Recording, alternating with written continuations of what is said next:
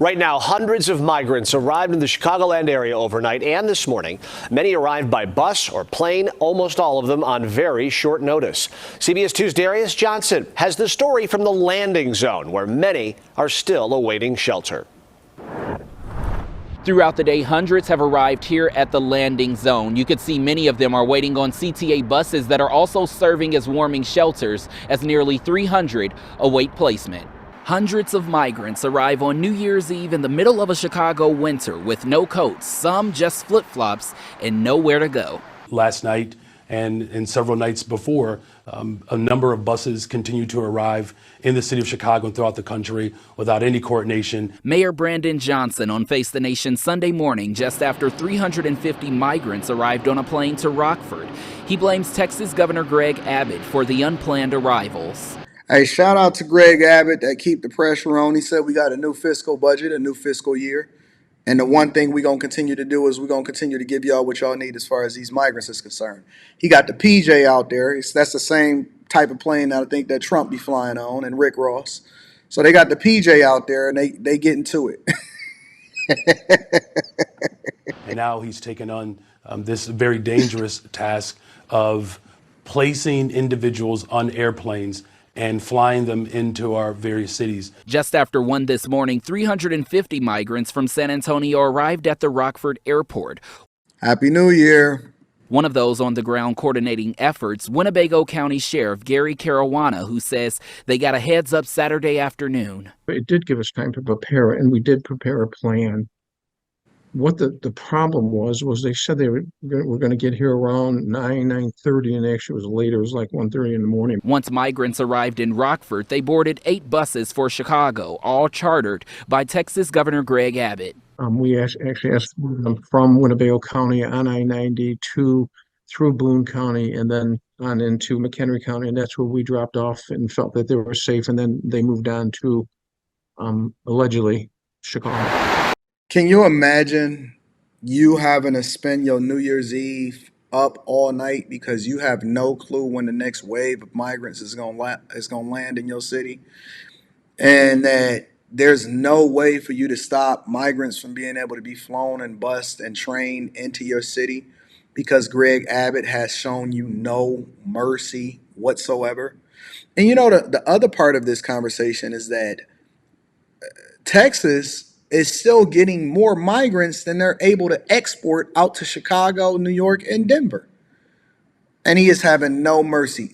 This is a chess game that's playing out beautifully, because instead of Greg Abbott and Florida and Arizona and California, instead of them having to go and beg Biden for forgiveness and ask him to fix the border walls and go over there and talk to Kamala Harris, instead of that happening, what they're basically doing is they're using Chicago, New York, Denver, LA, Atlanta, and all of these other sanctuary cities to do their bidding for them. They don't have to go over to Biden or Cam, because all they have to do is continue to send migrants over there, and they know that you're going to turn against you. You're going to eat yourselves alive. The liberal Democrats, super liberal Democrats that first was saying, yep, we want them over in our city, are going to eat themselves alive because they're going to turn against each other, because the residents of Chicago and Denver and New York is going to turn against the very people that they voted in the office that made the decision to continue to go along with this in the first place, which they now are banding together like Avengers to go against Captain America, who just so happened to be Biden, and his sidekick, Kamala Harris. And so they're leveraging and they're using their own tactics against them.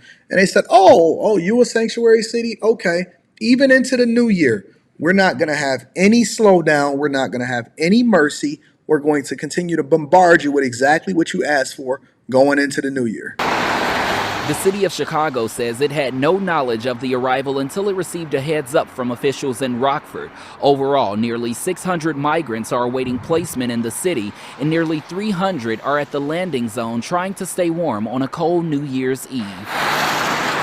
Sheriff Caruana says better communication is required from those sending migrants to prevent these situations. This is something that can be coordinated with the leaders of Winnebago County and the leaders in Chicago and make sure that it goes very, very smooth. I feel it did go smooth, but I want to have a pre-plan if this happens again. Buffalo Grove and Oak Lawn are two suburbs that are currently working to put ordinances in place to prevent unscheduled arrivals of migrants. Buffalo Grove has a meeting scheduled for Tuesday. Oak Lawn has one set for next week. And think about it, though. Now they're turning the suburbs against the cities, and the suburbs are now saying, hey, we don't like what y'all got going on down there, Brandon Johnson and Eric Adams. Reporting in downtown Chicago, I'm Darius Johnson, CBS 2 News. But let me flip it for you. So let me show you what else is happening out here in these streets. Turn now to the latest on the asylum seeker crisis, growing even more tense overnight. 6 more buses filled with migrants arrived at Port Authority. This was just hours after Mayor Adams issued that new executive order requiring bus companies to give 32 hours notice before arriving in the city. No law enforcement action was taken this morning, but that will change going forward. Violating the executive order could result in fines, confiscation of buses, even jail time. Eyewitness News reporter Darla Miles live at Port Authority right now in Midtown with more. Darla. Michelle, that 32-hour grace period ended around midnight tonight, but as you mentioned, the buses that arrived overnight were giving a little latitude because that was an extended grace period. But the mayor's office says 32 hours is enough time to let them know via email that they are coming with a busload of migrants, because 32 hours is how long it takes to drive from Texas to New York City. The coast is clear near the intersection of West 41st Street. How much y'all think these bus operators are making? Because if they can charge what they want and Texas is willing to pay for it, somebody in the chat said it, and y'all were absolutely right. And I love the chat because chat lives matters, and I love to interact with the people that participate on the platform. Somebody in the chat said it. They said it's so much money being made from this migrant crisis. From housing to administration to the healthcare system to bus drivers to plane owners, everybody. Who are these? Y'all know why they say that rich people don't flash money? Y'all want to know the truth? Because some rich people do and some rich people don't. It's because they don't want to be scrutinized. The people that are really making the money from this, what you think that they want you to know that they're making a lot of money from this? That's why wealth is quiet. It's not because they used to money. They stunt. Look. There is nobody that is more used to money than the people in Qatar and the people over there in Saudi Arabia. Some of the people that are benefiting the most, oil barons, UAE, Dubai. They say that Dubai, because I haven't been there, so I can't actually speak to it yet. Dubai is like the cheap part compared to the UAE. They say the real money is in the UAE. They promote Dubai from the tourism because that's where they want y'all to go. But the real money is over in the UAE. And guess what? Everybody is balling. They've been balling for so long. They children's children is still balling. And they are gaudy. They spend a lot of money. And the only reason most of these times where wealth is quiet, where people have to be more quiet, is because they don't want you paying attention to what they're doing in order to continue to finesse and get more money. So why would they put you up on game when they got a monopoly and you have no clue where all of the money is going? They getting the government contracts, they getting the bus companies. You got the nurses is making a crazy amount of money. The administration officials, everybody making money, and you looking around saying, yeah, most rich people is quiet. You ain't never been rich. You got an opinion about it, but you don't really understand that the reason that they quiet is because they don't want attention drawn to them because they want to keep on making all of the money. Now, When they have an opportunity to be a little bit more gaudy, they're going to be like Producer Michael. A lot of y'all not familiar with Producer Michael or Manny Kolschman, right? Manny Kolschman, look him up on YouTube. He's a huge car connoisseur because he has no reason to hide. As a matter of fact, him promoting himself makes him more money. And so it depends on what type of business and what type of industry that you're in. But more people are making more money from this migrant crisis. And I would also probably think that they're lobbying not to cut off the borders because then they're going to be cutting off their income. So then you have to follow the money and you have to ask yourself, well, who are the people that are really benefiting from what's going on with this migrant crisis? Your people that want to be stealth. On 8th Avenue at Port Authority Friday, buses packed with tourists came and left all day. As for those transporting migrants, not one in sight on the first day of a 3.5-hour window for drop-offs ended at noon. But some 12 hours earlier, 6 buses transporting hundreds of migrants showed up without any warning at all. This unscheduled arrival happening just after a 32-hour grace period ended to enforce new charter bus regulations. The mayor's office addressing the violations, saying moving forward. Yep, you are absolutely right in my opinion. Jux Muniz 9 says legal. They said y'all not about to be doing the taking from us. Liam Nielsen, no. They doing they're openly doing the same thing that they did to the marijuana market. Facts. Listen, put together your context clues and really start to understand what's happening out here. They're doing the same thing. They're, in my opinion, this is nothing but a legal version of it. And so they took it and they monetized it, except for they couldn't sell it to you because you don't want migrants in your city. But this is basically what they're doing. Everybody got their hands in the pot. Everybody making a bunch of money. Somebody is benefiting. Biden hasn't said one word in months. Kamala Harris is going on tour and she hasn't said one word in months. I would say it's probably been since they got into office, in years. The president and the vice president, who's supposed to be the border czar, has not said one word about the migrant crisis. They speak up about Ukraine. They got Zelensky inside of the White House asking for $60 billion. They getting the infrastructure deal passed. They got the CHIPS Act. They got Taiwan getting money, Israel getting money. They condemning people. They going off of after the Harvard president. They slapping cuffs, and the FBI is investigating Eric Adams over in New York. But not one peep is being said about these open borders and the migrant crisis. Not one. The NYPD will be monitoring the loading zone outside of the specified hours and gathering evidence against these companies to potentially fine them and impound buses. It's about collaboration and turning this disorder. Look at these order. suckers. Mayor Adams joining the mayors of Chicago and Denver on CNN Friday morning, the second time in just 1 week. The 3 appearing in solidarity Wednesday when Adams issued an executive order for bus companies transporting migrants that requires at least a 32-hour notice, restricts drop-offs to Port Authority Monday through Friday between 8:30 a.m. and noon, and requires a manifest of everyone on board.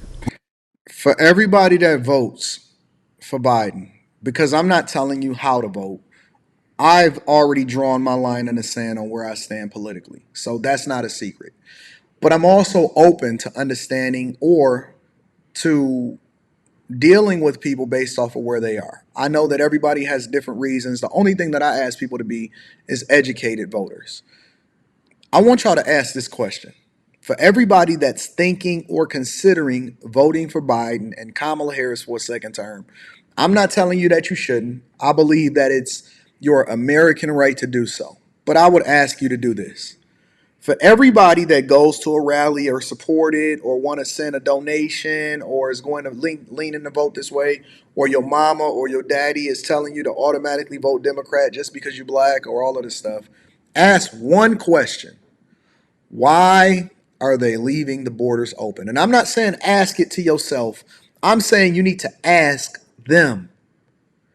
Ask the person that you're voting for. They're going to be doing their little debates, their moderations, whatever. Ask them that, only that question. Why are y'all leaving our borders open? How does this benefit us? If you don't ask any other question as a informed voter, ask that for me. Because it doesn't, if I ask it, it's like, oh, well, he voting that way anyway, so it really doesn't matter. It's almost like somebody criticizing the church, but they ain't never been in the church. You know what I'm saying? They not an active participant. They ain't never paid tithes and offerings. They don't really understand what the church is about. They ain't never went and help nobody. They ain't never seen nobody shout in tongues, get saved. So you don't understand the culture of the church. Even though I understand it because this is the culture that I was born into, I just want y'all to ask that question. If you don't ask anything else, don't be voluntarily ignorant.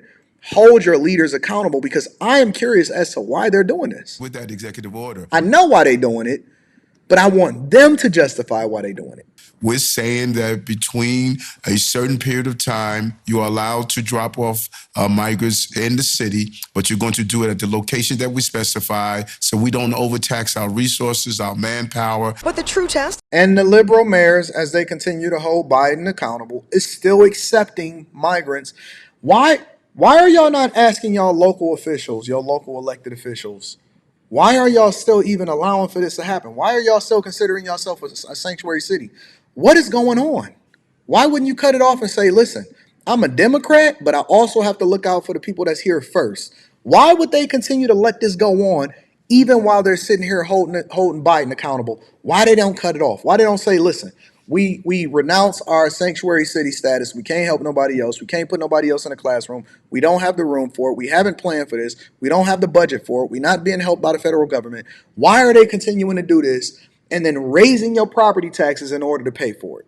Of this executive order will likely happen during the overnight hours after 4 buses arrived without notice overnight Wednesday. And last week, the mayor's office said 14 buses arrived in the middle of the night. Let me flip over really quickly. I'm going to make some additional adjustments. I see you, Ahmad. He said, could you turn the video up a little bit? We usually do that in post-editing because we don't have any control over how these news agencies are bad at editing and uploading their videos, and they really don't understand how to. These places is trash. But going forward, what we're doing is we're going to be making some adjustments to where we can then turn up the videos ourselves. So bear with us as we make changes. This is one of the things that we did identify and throw on the Kanban board for when I get back into the city. When I get back to Detroit, I'll be able to make that adjustment for you guys. But there's also migrants posing as minors with fake passports. Check this out. All right, we have another Fox News alert. This one's big. Just in, December was a record month at the border, but we crossed a threshold of more than 300,000 migrant crossings. I got This you. has never happened before, according to Border Patrol sources. We have Chat Lives Matters. I listen to my people. Shout out to everybody. We got over 1,800 people in here watching across multiple platforms. I appreciate y'all hitting the like button, tapping into the Patreon, and then getting your T-Chanley 30% off your first order plus a free gift. never had more than 300,000 crossings in a single month. And if that's not bad enough, border agents in Arizona now warning about illegal immigrants using fake passports to pose as minors so they can enter the country and stay here. Former acting DHS Secretary Chad Wolf joins us now. Chad, this seems pretty specific and pretty on purpose. They're going to take passports. These are people from Guinea, going to change or alter the passports, maybe even with the help of their own government to create fake passports, all for the purpose of getting here and staying here. Explain to me what's happening. Yeah, well, it's obviously very concerning. And anytime that you have such overwhelming numbers along that border, over 300,000 in the month of December, that is such an astronomically high number that it overwhelms the Border Patrol. And so the smugglers and the cartels, they know this. They're coaching individuals how to get across that border, how to alter passports if they need to so that they can be released into the country. So there's a number of things that are going on along that border that are very concerning from both a public safety and a national security concern. And again, just to go back to that number, 300,000, that is unprecedented. During the Trump administration, if we had 60 or 70,000 come across that border, we were very, very concerned. They're at over 300,000. The system is In a month. That's not in a day. That's not in a week. That's not in a year. That's a month. 300,000. Look, even Obama wasn't going for this. Obama deported more people than anybody in my lifetime, if I'm not mistaken. Obama silently, I will give him, listen, I got to be objective. I am an objective creator. I'm an objective content creator. That means that I'm not going to spin the narrative or change the facts to be one way or another. I'm just going to lean into it based off of what's really true. Obama deported more people than Trump, and nobody had a problem with it. And nobody said anything about it. They went after ICE, illegal immigration, went after more people at that time than ever before. They was getting people up out of here. They had no use for them. We had Americans that was unemployed. Unemployment was at an all-time high. And Trump then came in after Obama, did the same thing, and then they changed the narrative to be something that's bad when they literally leaned into it during the Obama administration. Nobody said anything. Nobody said anything. Check your facts. Go and look it up, y'all. If I'm wrong, I'll come back and I'll say, you know what?